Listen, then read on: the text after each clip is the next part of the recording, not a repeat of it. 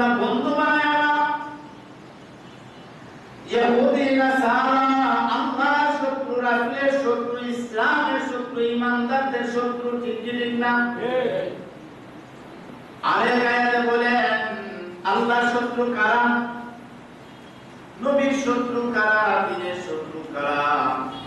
কাফেরদের বেলায় বলতেন অস্বীকারী যারা আল্লাহকে অবিশ্বাস করে, নবীকে অবিশ্বাস করে, দ্বীনকে অবিশ্বাস করে, ধর্মকে অবিশ্বাস করে, অবিশ্বাস যারা এরাই হলো আল্লাহর শত্রু।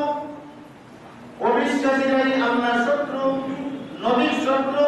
অবিশ্বাসীরাই মুমিনের শত্রু, ঈমানদার মুসলমানের শত্রু, ঠিক না?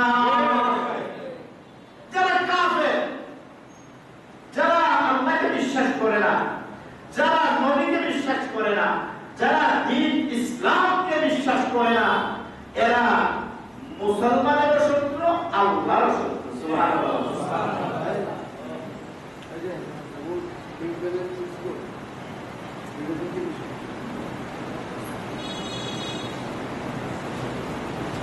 এই জন্য আল্লাহ রাব্বুল আলামিন ঈমানদারদেরকে সতর্ক করেন, হে ঈমানদারেরা, হে বিশ্বাসীরা, তোমরা শুনো, যারা অবিশ্বাসী এরা তোমরা শত্রু।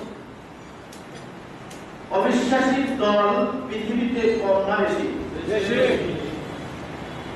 অবিশ্বাসীর দল পৃথিবীতে অনেক বেশি, কিন্তু বিশ্বাসী দল হলো একটা। বিশ্বাসী দল কয়টা? একটা। যে দলটাকে আল্লাহ রাব্বুল আলামিন পছন্দ করে ওই দলের নাম দিয়েছেন মুসলিম।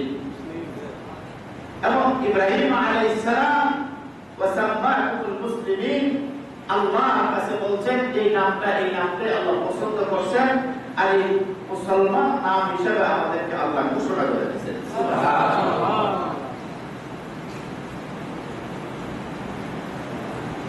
আর আল্লাহ বলেন এই মুসলিম জাতির ধর্ম হলো ইসলাম, আর এই ইসলামটাকে আমি আল্লাহ তাআলা মনোনীত করে, পছন্দ করে তাদের জন্য ধার্য করে দিয়েছি। সুবহানাল্লাহ। ইন্না দীনা ইনদাল্লাহিল ইসলাম, একমাত্র ধর্ম হিসেবে গ্রহণযোগ্য, মনোনীত আল্লাহ তাআলা এই ধর্ম ইসলামকে আমাদের জন্য মনোনীত করেছেন। আল্লাহ রাব্বুল আলামিন আমাদের জীবনে ইসলাম, আমরা আমাদের ধর্ম। এই জন্য বিশ্বনবীর হাদিস আছে, রাদিতু বিল্লাহি রাব্বান ওয়া বিল ইসলামি দীনান ওয়া বিমুহাম্মাদিন নাবিয়্যান ওয়া রাসূলা। বিশ্বনবী মুহাম্মদুর রাসূলুল্লাহ সাল্লাল্লাহু আলাইহি ওয়াসাল্লাম সাহাবায়ে কেরামদেরকে লক্ষ্য করে, উদ্দেশ্য করে ঘোষণা করেন, ও আমার সাহাবায়ে কেরাম, রব হিসেবে রাদিতু বিল্লাহি রাব্বান, রব হিসেবে আল্লাহকে পেয়ে আমি সন্তুষ্ট। সুবহানাল্লাহ। আল্লাহকে আমাদের রব হিসেবে পেয়ে আমরা অসন্তুষ্ট না সন্তুষ্ট? কারণ রব এমন একটা জিনিস, রব আমার এমন রব যা আমার প্রয়োজন, যা অপ্রয়োজন সবকিছু মিটায় কে? আল্লাহ। আমার চাওয়া লাগে না, আমার চাওয়া ছাড়া আমার প্রয়োজন আল্লাহ। আরে আমার রব কত দয়ালু, যে রব আমার যেটা দরকার সেটাই আল্লাহ আমাকে, আমার রব আমাকে দান করে। সুবহানাল্লাহ। এই আসমানের নিচে, জমিনের নিচে আমাকে আপনাকে আল্লাহ সৃষ্টি করে আমার মধ্যে এমন একটা জিনিস ফিট করে দিয়েছেন যে বান্দা আমার কোন কায়নাত সৃষ্টি করুন, সে যদি দেখতে চায় তার জন্য চোখের দরকার আছে। আল্লাহ তাআলা বলেন ওই চোখ আমি দান করেছি, এই চোখ দ্বারা সে আমার সৃষ্টিকুল দেখে দেখে আমার শুকরিয়া আদায় করবে, আমার গ্রন্থ প্রকাশ করবে। এই আসমান বানাইলো কে, আসমান কেমন, তার রং কেমন, দেখতে কেমন, যার চোখ আছে সেই তো দেখতে পায়, আর যার চোখ নাই সে দিন কি রাত্রি কোনটাই বুঝে না। সূর্য উদয় হয়, সূর্য অস্ত যায়, চন্দ্র উদয় হয়, চন্দ্র অস্ত যায়, দিন যায় রাত আসে। চোখ যদি না থাকে সে বুঝতে পারে না, সে দেখতে পায় না, সে আল্লাহ আমাকে এমন একটা চক্ষু দান করলেন, এই চক্ষুটা আমি আমার রবের কাছে চাই নাই। মায়ের গর্ভে যখন ছিলাম আল্লাহ যদি চাইতেন আমার এই দুইটা চক্ষু না দিতেও পারতেন। পারতেন কি পারতেন? আরে দয়া করে মায়া করে আমার আল্লাহ আমার দুইটা নয়ন দিয়েছেন, দুইটা চক্ষু দিয়েছেন। এই চোখ দ্বারা আমি আপনি দেখতে পাই, এই চোখ দ্বারা আমি আল্লাহ তাআলার মাখলুকাতকে দেখি, আল্লাহর সৃষ্টিজীবকে দেখি। আল্লাহ খালেক যে কত কিছু সৃষ্টি করেছেন সব আমি দেখতে পাই সেই চোখ দ্বারা। এই চোখটা কি আল্লাহর কাছে আমরা বলছি যে আমার চোখ দাও? কান দ্বারা শুনতে পাই, নাক দ্বারা শ্বাস নিতে পারি, মুখ দ্বারা কথা বলতে পারি। এখন যদি আপনাকে আমি কষ্ট করি, এই চোখ দ্বারা দেখতে পাই এই চোখের ভিতরে কি আছে, আগে আপনি কি জানেন? বললে দেখা যায় বুঝতে না, কিন্তু আল্লাহ তাআলা কি জিনিস ফিট করে রাখছে, কি জিনিস ফিট করে রাখছে, সেই চোখ দ্বারা আমি তামাম পৃথিবী দেখতে পাই। আমাকে কান দিয়েছেন, কান, আরে কান এটাও একটা চিত্র, নাক এটাও একটা চিত্র।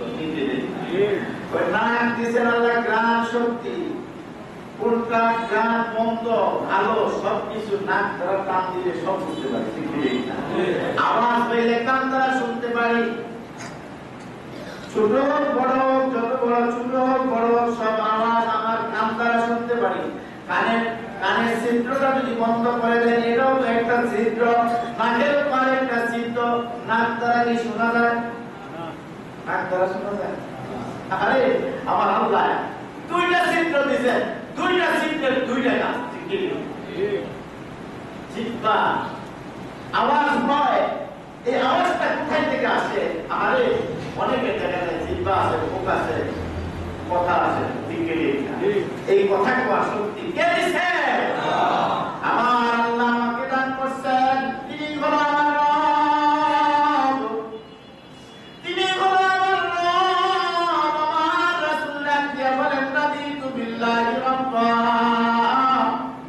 আল্লাহকে আমি রব হিসেবে পেয়ে আমি আল্লাহর প্রতি সন্তুষ্ট। সুবহানাল্লাহ। আপনি কি সন্তুষ্ট? সে আল্লাহকে পাইয়ে আলো দিলেন কে? বাতাস দিলেন কে? বৃষ্টি দেন কে? শীত দেন কে? গরম দেন কে? রৌদ্র দেন কে? আর ছায়া দেন কে?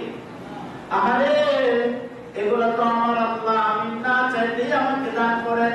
যদি রাত না দিত তাহলে ঘুমাইতে পারতাম না, যদি দিন না দিত আমাদের জরুরতগুলো পূরণ করতে পারতাম না, কষ্ট হয়ে যেত। ঠিক ঠিক না? বাতাস যদি না থাকতো, অক্সিজেন যদি না থাকতো, আমি আপনি বাঁচতে পারতাম না। আমার দয়া আল্লাহ আমার জন্য কত মায়া করছে। আমার যা যা প্রয়োজন, যেখানে যেটা দরকার সেখানে আল্লাহ আমাকে ঠিক করে দিয়েছে। তিনি হলো রব। তিনি কে? তিনি হলেন আমার রব। এই জন্য রাসূল বলেন রব হিসেবে আল্লাহকে পেয়ে আমি সন্তুষ্ট। সুবহানাল্লাহ।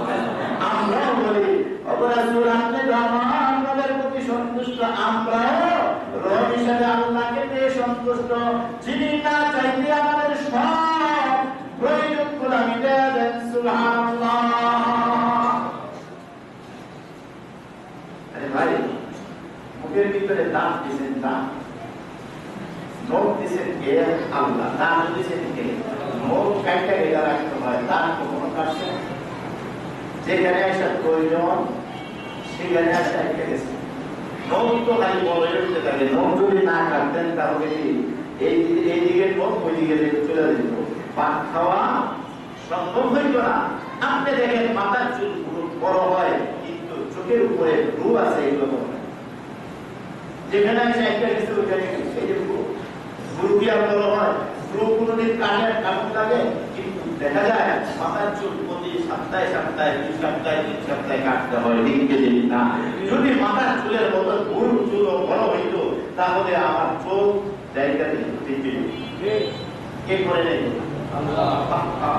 আমার প্রয়োজন কে বলছি? আল্লাহ এই দিয়ে তুমি শুরু করে রাখো আর এই দিয়ে বড় করে তুমি এটা বলছি আল্লাহর কাছে না আল্লাহই বলছেন আমার বান্দার এটা প্রয়োজন ঠিক কি না আহা যেখানে যেটা প্রয়োজন সেখানেই সেটা ঠিক করে দিয়েছেন কে আল্লাহ তিনি বলেন তো রাদিতু বিল্লাহি রাব্বান ওয়া বিল ইসলামি দীনা ধর্ম হিসাবে দিনকে আল্লাহ তাআলা আমাদের জন্য মনোনীত করেছেন সুবহানাল্লাহ এই হিসাবে ইসলামকে পেয়ে আমরা খুশি না বাজার আমার রাসূল সাহাবায়ে কেরামদেরকে বলেন দিন হিসাবে ধর্ম হিসাবে ইসলামকে পেয়ে আমি আল্লাহর প্রতি রাজি আর খুশি সুবহানাল্লাহ এরপরে বলেন রাদিতু বিল্লাহি রাব্বান ওয়া বিল ইসলামি দীনা ওয়া বিমুহাম্মাদিন নাবিয়্যান ওয়া রাসূলা নবীকে মুহাম্মদ সাল্লাল্লাহু আলাইহি ওয়াসাল্লাম কে নবী হিসেবে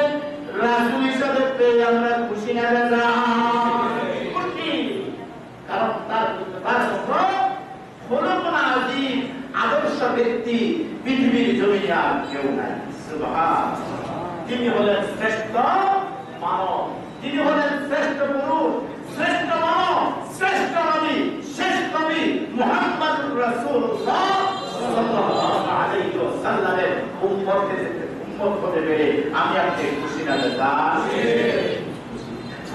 আল্লাহ রাসূল সাল্লাল্লাহু আলাইহি ওয়াসাল্লাম বলেন সাহাবায়ে কেরামদেরকে বলতেছেন যে সাহাবায়ে কেরামদের মধ্যে তাফসীর ইবনে আব্বাস রাদিয়াল্লাহু তাআলা বর্ণনা করেন যে রাসূল সাল্লাল্লাহু আলাইহি ওয়াসাল্লামের কাছে এই কুরাইশদের একটা দল এই মুশরিকদের একটা দল আয়েশা উপস্থিত হয়েছেন এই দলের মধ্যে ছিলেন কয়েকজন লোক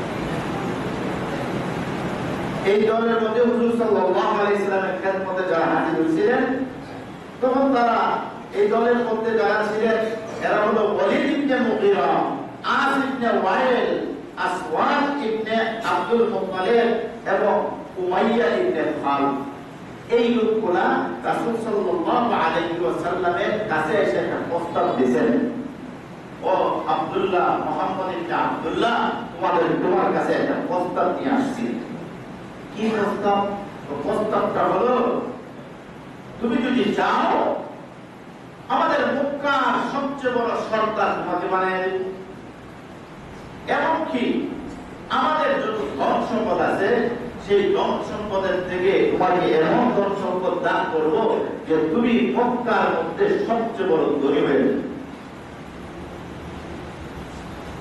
তোমাকে একটা প্রস্তাব করি সেই প্রস্তাবটা হলো আমাদের লাত উজ্জা মানাত আমাদের প্রভু আমাদের খোদা এই খোদার বদনাম করো আমাদের খোদার বিরুদ্ধে তুমি কথা বলো না তোমাকে যদি চাও আমাদের দেশের সবচেয়ে সুন্দরী যে নারীটা আছে এই নারীটাও তোমাকে দান করো সুন্দরী নারী দেশের নেতা বানিয়ে দিব এমনকি ধন সম্পদের অঢাল মালিকের মালিক বানিয়ে দিব তুমি যদি চাও আমরা আমাদের সবকিছু বিচ্ছিন্ন করে আমাদের সবচেয়ে সুন্দরী নারীটা তোমাকে দান করব প্রস্তাবটা কি প্রস্তাবটা হলো আমাদের যে খোদা মাহবুদ আছে এর বদনাম করো না প্রস্তাবটা ভালো না খারাপ এক নম্বর প্রস্তাব হ্যাঁ এরপরও যদি তোমার পছন্দ না হয় তাহলে আরেকটা প্রস্তাব হলো আমাদের যে মাহবুদ আমাদের যে খোদা আছে এই খোদার ইবাদত 6 মাস করব আর তোমার যে খোদা আছে এই খোদার ইবাদত 6 মাস করব আমাদের মধ্যে একটা সমঝোতা হয়ে যাবে কয়টা প্রস্তাব দুইটা প্রস্তাব প্রথম প্রস্তাব হলো তুমি যদি চাও গড়ে উঠে দড়ি বানাই তুমি যদি চাও আমাদের লিডার বানিয়ে দেবো, তুমি যদি চাও আমাদের সমাজের সবচেয়ে সুন্দরী মহিলা তোমার কাছে বিবাহ দিব, তাও দিয়ে দিব। প্রথম দ্বিতীয় শর্ত হলো, হ্যাঁ তারপর আমাদের খুদারে বদনাম করো না, আমরা তোমার খুদার 6 মাস ইবাদত করবো, আর তুমি আমাদের খুদার 6 মাস ইবাদত করবা। রাসূল করিম সাল্লাল্লাহু আলাইহি সাল্লাম ওই সমস্ত কাফেরদের সামনে প্রস্তাব সাথে সাথে গ্রহণ না করে বললেন, আমার রব আমাকে যে সিদ্ধান্ত দিবেন ওই সিদ্ধান্তই আমি মেনে নিব, তোমাদের কথা আমি মানব। সুবহানাল্লাহ। আমার রব আমাকে যে সিদ্ধান্ত দিবে আমি সেই সিদ্ধান্তই মানতে বাধ্য, তোমাদের কথা মানতে বাধ্য না, তোমাদের প্রস্তাব গ্রহণ করতে রাজি না। দেখে আমার রব আমাকে কি বলে। সুবহানাল্লাহ। এরই প্রেক্ষাপটে সূরাতুল কাফিরুন নাযিল হয়ে গেছে। সুবহানাল্লাহ। সূরাতুল কাফিরুন নাযিল হওয়ার পর আল্লাহ তাআলা বিশ্বনবী মুহাম্মদুর রাসূলুল্লাহ সাল্লাল্লাহু আলাইহি ওয়াসাল্লামকে ডাক দিয়ে বলেন, ও রাসূল আপনি বলুন, কুল হে নবী আপনি বলুন, ইয়া আইয়ুহাল কাফিরুন, হে নবী আপনি বলুন, হে কাফেররা, হে অবিশ্বাসীরা, হে আল্লাহর শত্রু, নবীর শত্রুরা, হে দ্বীন ইসলামের শত্রুরা। কারণ ইমানদারদের শত্রু কাফেররা, ঠিক না? আল্লাহ বলেন সূরাতুল মুমতাহিনার প্রথম আয়াতে যেটা আমি বললাম, ইয়া আইয়ুহাল্লাযীনা আমানু লা তাত্তাখিযু আদুওয়ি ওয়া আদুওয়াকুম আউলিয়া, আমার শত্রু তোমাদের শত্রু, তাদেরকে তোমরা বন্ধু হিসেবে গ্রহণ করিও না। সুবহানাল্লাহ। আল্লাহ সতর্ক করে বলে দিলেন, আমার শত্রু কারা, তোমাদের শত্রু কারা? এরা হলো যারা অবিশ্বাসী, যারা কাফের, বেঈমান, যারা অন্য ধর্ম অবলম্বী, তারা হলো তোমাদের শত্রু। তারা তোমাদের কখনো বন্ধু হতে পারে না। তাদেরকে জানাইয়া দাও, তারা যে প্রস্তাব তোমাকে দান করেছে ওই প্রস্তাবে তাদেরকে তুমি জানাইয়া দাও, আইয়ুহাল কাফিরুন, হে অবিশ্বাসীরা, লা আ'বুদু মা তা'বুদুন, লা আ'বুদু মা, আমি তার ইবাদত করি না, আমি তার বন্দেগী করব না, আমি তার গোলামি করি না। যার গোলামি, যার ইবাদত তোমরা করো, লা আ'বুদু মা তা'বুদুন, হে অবিশ্বাসীরা তোমরা শুনে রাখো, আমি তার ইবাদত করি না, যার ইবাদত তোমরা করো, যার ইবাদত তোমরা করো। লা তুজামা, নিজের হাতে মূর্তি বানায়া যে গুনার গোলামি তোমরা করো, ওই গোলামি আমি করি না, তাদের গোলামি আমি করি না। আমি গোলামি করি আসমান, জমিন, লৌহ, কলম এবং সমস্ত কিছু যিনি সৃষ্টি করেছেন ওই সৃষ্টিকর্তার গোলামি আমি নবী করি, তার গোলামি আমি করবো না। এটা বোঝা গেল ওই যে 6 মাসের অফার দিয়েছেন, 6 মাস তুমি করো, 6 মাস আমরা করবো। তো রাসূল বললেন, রাসূলকে জানিয়ে দিলেন আল্লাহ, হে রাসূল আপনি ঘোষণা করে দেন, লা আ'বুদু মা তা'বুদুন, আমি তার ইবাদত করি না, যার ইবাদত তোমরা করো। সুবহানাল্লাহ বলেন। লা আ'বুদু মা তা'বুদুন ওয়া লা আনতুম আ'বিদুনা মা আ'বুদ, এবং ওয়া লা আনতুম আ'বিদুনা মা আ'বুদ, এবং তোমরা যার ইবাদত করো, তোমরা যার ইবাদত করো বা করতেছো, আমি রাসূল আমি তার ইবাদত করি না। সুবহানাল্লাহ। ওয়ালা আনতুম আ'বিদুনা মা আ'বাদতুম ওয়ালা আনা আ'বিদুম মা আ'বাদতুম ওয়ালা আনা, আর আমি তার ইবাদত করি না, যার ইবাদত তোমরা করতেছো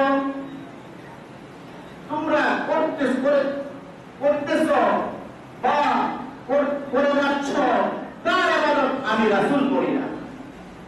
আবার আল্লাহ বলতেছেন, আমার ঘোষণা করো, ওয়ালা আনতুম আবিদুনা মা আ'বুদ, হে কাফেররা আবারও শোনো, তোমরা যার ইবাদত করো আমি রাসূল তার ইবাদত করি না। লাকুম দীনুকুম ওয়ালিয়া দীন, তোমাদের কর্মফল, লাকুম দীনুকুম ওয়ালিয়া দীন, তোমাদের কর্মফল তোমাদের জন্য, তোমাদের কর্মফল রয়েছে তোমাদের জন্য, আর আমার কর্মফল আমার জন্য। লাকুম দীনুকুম ওয়ালিয়া দীন, এর অর্থ আমরা এইভাবে করি, তোমার জন্য তোমার জন্য, আমার জন্য আমার জন্য। না ভাই, এটা বলা হয় নাই, বলা হয়েছে তোমাদের কর্মফল তোমাদের জন্য, তোমাদের কর্মফল বলা হয়েছে, ধর্ম বলা হয় নাই। কর্মফল তোমাদের কর্মফল ভোগ করবে তোমরাই, আমার কর্মফল ভোগ করব আমি। রাসূল সাল্লাল্লাহু আলাইহি ওয়াসাল্লামের উপরে আয়াত নাযিল করে তার সমস্ত উম্মতদেরকে জানিয়ে দিলেন, হে আখির নবীর উম্মতেরা শুনো, বেঈমান কাফের মুশরিক তারা কখনো তোমাদের বন্ধু হতে পারে না, তোমাদের শত্রু ছাড়া। কেননা আল্লাহ নিজে বলছেন, যারা ঈমান হারা, যারা বেঈমান, যারা ধর্মান্ধ, যারা ধর্মে বিশ্বাসী না, ইসলাম ধর্ম মানে না, এরা তোমাদের কখনো বন্ধু হতে পারে না, এরা তোমাদের শত্রু ছাড়া, তোমাদের দুশমন ছাড়া আর কিছুই নয়। উপরে উপরে অনেক অধর্ম অবিশ্বাসীরা তোমাদের বন্ধু হয়ে যায়, তোমাদের বাড়িতে দাওয়াত দেয়, তোমাদেরকে আপ্যায়ন করে, তোমাদেরকে ইদানি করে, ওই যে পূজার মধ্যে খাওয়া যায় প্রসাদ, তোমাদেরকে প্রসাদ আপ্যায়ন করে। কিছুদিন আগে আমরা দেখছি ওই রক্তান আর চট্টগ্রামের মধ্যে স্কুল, ভার্সিটি এবং বিভিন্ন প্রতিষ্ঠানের মধ্যে তারা ওই প্রসাদ প্রদান করছে, ঠিক না? আরে ভাই, প্রসাদ তো দেব দেবী, তাদের যে মূর্তি পূজা আছে ওইগুলার নামে তারা প্রসাদ বিতরণ করছে, আর বলছে হরে কৃষ্ণ কৃষ্ণ কৃষ্ণ হরে কৃষ্ণ হরে রাম, ঠিক না? হরে কৃষ্ণ হরে হরে হরে রাম বলে বলে তোমাকে প্রসাদ দিছে, মুসলমানের সন্তান হইয়া তুমি তা গ্রহণ করে ভক্ষণ করছো, কিয়ামতের ময়দানে তুমি কোন মুখ নিয়ে তুমি আল্লাহর সামনে দাঁড়িয়ে যাইবা? তুমি একটু চিন্তা করো না, আমি যে মুসলমান, আমি তো বিশ্বাসী, আমি তো এক আল্লাহ বিশ্বাসী, লা শারীকা লাহু, আমি তো গ্রহণ করেছি লা ইলাহা ইল্লাল্লাহ মুহাম্মাদুর রাসূলুল্লাহ, আল্লাহ ছাড়া কোনো ইলাহ নাই, আল্লাহ ছাড়া কোনো মাবুদ নাই। আমার নবী যা বলে, আমরা যার ইবাদত করি তারা তার ইবাদত করে না, আর তারা যার ইবাদত করে আমরা তার ইবাদত করি না। সুতরাং আল্লাহ ছাড়া কোনো ইবাদতকারী নাই, যদি গোলামি করবো তো আল্লাহর করবো, ঠিক না? আমরা কোনো মূর্তি পূজা করি না, আমরা কোনো সূর্য পূজা করি না, আমরা কোনো শিরক করি না, আল্লাহর সাথে আমরা কাউকে শরীক করি না। লা শারীকা লাহু আল্লাহু আহাদ, এক আল্লাহ দ্বিতীয়, তার কোনো শরীক নাই, অংশীদার নাই, ঠিক না? যদি কেউ কারো অংশীদার মনে করে তার ঈমান থাকবে, ঈমান থাকবে না, সে কাফের হয়ে যাবে। সুতরাং আমরা কাউকে বিশ্বাস করি না। মুসলমান বললাম, অনেকে বলে না না না, ওইটা বুঝে না, আমরা তো এমনি খাইছি, এমনি খানকে, এরা তো মূর্তির নামে দিয়েছে। মুসলমান তো মূর্তির নামে কোনো খানা খাইতে পারে না, মুসলমান তো বিসমিল্লাহর নামে খানা খাবে। মুসলমান বিসমিল্লাহ বলে খানা খাবে। রাসূল শিক্ষা দিয়েছেন, তোমরা কোনো কাজ করো না, কোনো খাওয়া দাওয়ার শুরুতে তোমরা বলো, কি বলো? বিসমিল্লাহ। তোমরা বলো বিসমিল্লাহ, কোনো কাজ করবা শুরু করবা বিসমিল্লাহ বলে, খানা খাইবা বিসমিল্লাহ বলে, তোমরা যাত্রা শুরু করবা বিসমিল্লাহ বলে, ঠিক না? মুসলমান তো আল্লাহর নামে শুরু করবে, মুসলমান তো কোনো গায়রুল্লাহর নামে কোনো কিছু করবে না, ঠিক না? আর বিশ্বাসীরা, মুসলমানেরা, হিন্দুরা আর বৌদ্ধরা, এরা তো মুসলিম, এরা তো কাফের, এরা তো মুসলমানের শত্রু, ইসলামের শত্রু, ধর্মের শত্রু, আল্লাহ আল্লাহ রাসূলের শত্রু। তাই তো তারা গায়রুল্লাহর নামে খানা খায়। তারা মুশরিক, তারা আল্লাহর সাথে শরীক করে। ঠিক কি ঠিক না? হিন্দুত্ববাদ, হিন্দু যারা, এরা কি মসজিদে এসে কোনোদিন সেজদা করে? তাহলে আমি মন্দিরে যাই কেন? এরা দেখছেন যে মসজিদে কোনোদিন আসতে আপনাদের এই ইবাদতের মধ্যে শরীক হইতে? তাহলে তাদের মন্দিরে আমার আপনার মুসলমানের সন্তান কেন যায়? বুঝতে হবে তার পিছনে বড় ষড়যন্ত্র রয়েছে। ঠিক কি? এক নম্বর ষড়যন্ত্র, ভারতের 5,000 রয়ের মাধ্যমে, RSS এর মাধ্যমে আপনাকে আমাকে ধর্মান্তর করার জন্য একটি সংগঠন তৈরি হয়েছে, যেই সংগঠনের নাম হলো ইসকন। মুসলমানদের ঈমান হরণ করার জন্য আর হিন্দুত্ব অগ্রবাদ প্রতিষ্ঠা করার লক্ষ্যে আর গৌর হিন্দু মতবাদকে ছড়িয়ে দেওয়ার লক্ষ্যে ভারতের টার্গেট, ভারতের যে পরিকল্পনা বাস্তবায়নের জন্য যেই সংগঠন গঠন করা হয়েছে, সেই সংগঠনের নাম হলো ইসকন। আজকে ইসকন তৈরি হয়েছে কেন? 1966 সালে আপনার এটাকে গঠন করা হয় নিউ ইয়র্কে। 1966 সালে নিউ ইয়র্কে এটা আবিষ্কার হয়, এটার জন্ম হয়।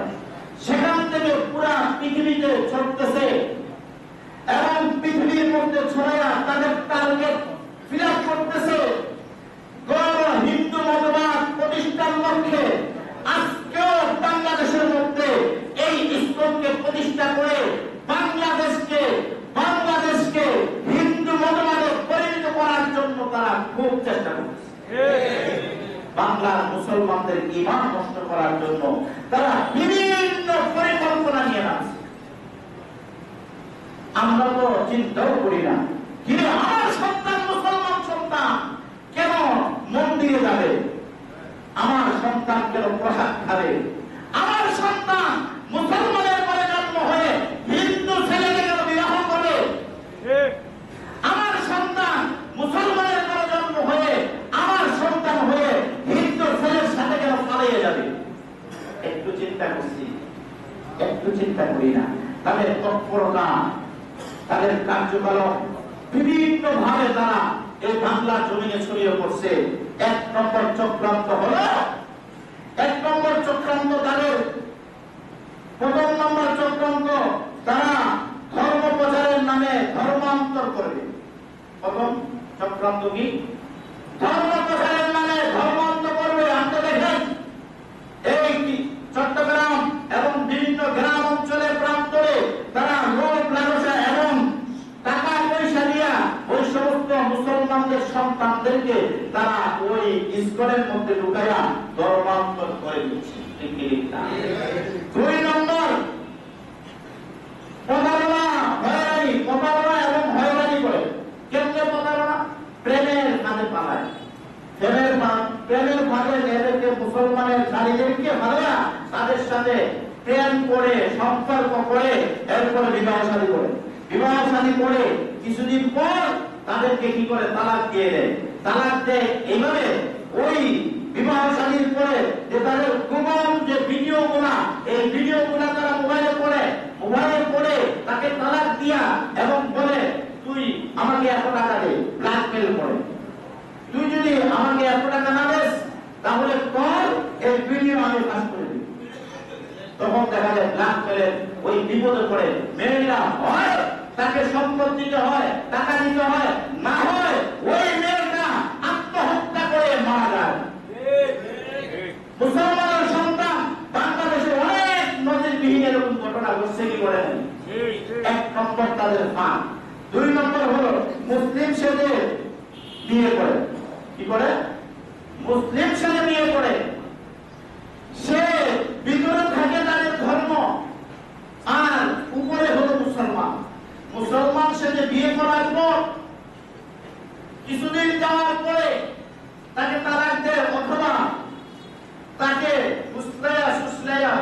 নিয়ে আপনার পতিতালয়ের মধ্যে যৌন পতিতালয়ে তাকে চড়া দামে বিক্রি করে দেয়, চড়া দামে কি করে বিক্রি করে দেয়।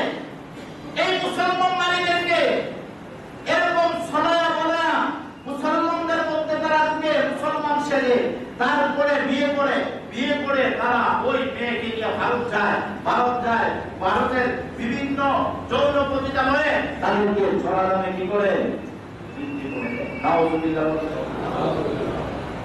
তাদের তৎপরতার কথা যদি আমরা বলতে যাই অনেক কাছে তাদের তৎপরতা, কিন্তু এইগুলা কেন করতেছে আমরা কি একটু চিন্তা করি? একটু চিন্তা করি না। আজকে দেখা যাচ্ছে বাংলার জমিনে সাইফুল ইসলাম আলিফকে একটা আইনজীবী অ্যাডভোকেট সকলের সামনে তারা গলায় জব করে হত্যা করে যাচ্ছে। ঠিক কি না? চলে না ছোট করে আইনজীবী লোহারা আমাদের দেশের লোক থাকতে একজন আইনজীবী সে তো কোনো অন্য ধর্মের লোক না, সে হলো মুসলমানের সন্তান। সে কার সন্তান? মুসলমানের সন্তান সাইফুল ইসলাম আলী। তাকে আজকে দেখা যায় ওই ইসকন যে সংগঠনের টার্গেট অনেক বড়, কিভাবে মুসলমানকে মাটির সাথে মিশিয়ে দিতে পারে। 2 নম্বর হলো বাংলাদেশের ভূতত্ব নষ্ট করে ভারতের আগ্রাসন প্রতিষ্ঠা করতে পারে। ঠিক কি? এইগুলো ইসকনের লক্ষ্য উদ্দেশ্য। হিন্দুত্ব মতবাদ প্রতিষ্ঠা করার লক্ষ্যেই তারা মিশনারি হিস্ট্রি প্রোগ্রাম চালাচ্ছে। আপনাকে আমাকে ইমাম হারা করে নাইলে আমার সন্তান আপনার সন্তান প্রসাদ খায় কিভাবে? আমার সন্তান আপনার সন্তান মূর্তির পূজার মধ্যে শরীক হয় কিভাবে? আমার সন্তান আপনার সন্তান হিন্দুদের রথযাত্রার মধ্যে যায় কিভাবে? আপনার সন্তান আমার সন্তান আজকে হিন্দু ছেলেকে বিবাহ করে কিভাবে করে? চিন্তা করছেন একটু? তারা বিশাল পরিকল্পনা নিয়ে আগাচ্ছে। এই জন্য প্রথমেই শুরুতেই যদি আমরা তার শিকড় উপড়ে ফেলি তাহলে আর আগাইতে পারবে না। 2 নম্বর কথা হলো সম্মানিত হাজির, মুসলমান কখনো কাউকে আঘাত করে না। হ্যাঁ, মুসলমানকে যদি আঘাত করে তার প্রতিশোধ নেওয়া ইসলামের শরীয়তে জায়েজ আছে। আমরা তাদেরকে আঘাত করি নাই, আমরা তাদেরকে বুঝাইছি। আজকে আমরা ইসকনের বিরুদ্ধে পূর্ব থেকেই কথা বলে আসছি যে ইসকন মুসলমানকে ইমানকে নষ্ট করার জন্য, তারা হিন্দুত্ববাদ মতবাদ প্রতিষ্ঠা করার জন্য, বাংলাদেশের ভূমত্ব নষ্ট করার জন্য আগে যাচ্ছে। তাকে দমন করা হোক, কিন্তু কর্ণপাত করা হয় নাই। এখন দেখা যাচ্ছে একজন আইনজীবীকে তারা জড়ো করে দিয়েছে তাদের স্বার্থ হাসিলের জন্য। ঠিক কি? আমরা তার তীব্র নিন্দা জানাচ্ছি। ঠিক কি না? আমরা মুসলমান প্রথমে প্রতিবাদ করি না, আঘাত করি না। আমাদেরকে যখন আঘাত করে শরীয়ত আমাদেরকে জায়েজ করছে, কাতলের বদলা কাতল। আমরা তার প্রতিবাদ জানাচ্ছি। এখনো পর্যন্ত আমরা তাদেরকে এখনো কাতল করছি না। আমরা প্রতিবাদ জানাচ্ছি সরকারের কাছে, সরকার অবিলম্বে যেন তার দৃষ্টান্তমূলক শাস্তি প্রদান করা হবে। এই জন্য আমাদের ইমানি চেতনা আমার ভাইকে শহীদ করছে, আমার ভাইকে শহীদ করছে। বাংলার জমিনে ইসকন থাকতে পারবে না, বাংলার জমিন থেকে ইসকনকে উঠাই ফেলতে পারবে। এই জন্য মুসলমান দেখতে হবে, মুসলমান দেখতে হবে, মুসলমান প্রতিবাদ করতে হবে। মুসলমানের কণ্ঠ উঁচা ছিল, উঁচা আছে, উঁচা থাকবে। এই জন্য মুসলমান কখনো দুর্বল হতে পারে না। সংখ্যায় যদি কম হয়, মুসলমানের শক্তি ছিল আল্লাহু আকবার, নারে তাকবীর। নারে তাকবীরের ধ্বনিতে শাহজালাল ইয়ামানী রাহমাতুল্লাহি আলাইহি এই কাফির দলের বেঈমানদেরকে বাংলার জমিন থেকে, সিলেটের মাটির থেকে উৎখাত করে ফেলেছে। সেই ষড়যন্ত্রকারী ইসকন, এই ইসকনকে মুসলমান বরদাস্ত করবে না। মুসলমান এই ইসকনকে বাংলার জমিন থেকে শিকড় সহ আঁকড়ে ফেলতে হবে। ঠিক কি ঠিক না? এই প্রতিবাদে সমগ্র বাংলাদেশ আজকে মিছিল এবং মিটিং করবে। আমরাও করবো, কি করবো? আমাদের প্রতিবাদ করার দরকার আছে কিনা? আমরা কি ইমানি চেতনা দেখানোর দরকার আছে কিনা? ধর্মকে বিশ্বাস করি, আমরা রাসূলকে বিশ্বাস করি। আমাদের ঈমান আছে কি আছে না সেটা প্রমাণ দেখাইতে হবে না ইনশাআল্লাহ। আজকে জুমার পরে ইসকনের বিরুদ্ধে মিছিল হবে পৌরসভা থেকে আপনার স্টেশন রোড পর্যন্ত। ওলামায়ে কেরাম সমস্ত ধর্মপ্রাণ মুসলমানেরা একত্রিত হবে আপনাদেরকে দাওয়াত দেওয়ার জন্য। নরসিংদী তানজিমুল মাদারিসুল কওমিয়ার ওলামায়ে কেরাম আমাকে ফোন করে দাওয়াত দিয়েছেন এবং মিটিং হয়েছে তত্ত্বপাড়া মাদ্রাসায়। সমস্ত ইমানদার যেন একত্রিত হইয়া ইসকনের বিরুদ্ধে প্রতিবাদ জানায় এবং ইসকনকে যেন বাংলার জমিন থেকে উদ্ধার করে দেয়। মুসলমান এবং ইমানদার মুসলমানদের ঈমান যেন নষ্ট করতে না পারে। ঈমান আমল হেফাজতের নিয়তে আজকে আমরা এই মিছিলে শরীক হতে রাজি আছি কিনা ইনশাআল্লাহ। কে রাজি হইছেন মিছিলে শরীক হবে? আল্লাহ তুমি কবুল করো, আল্লাহ তুমি কবুল করো। আর যারা দুর্বল আছে, যারা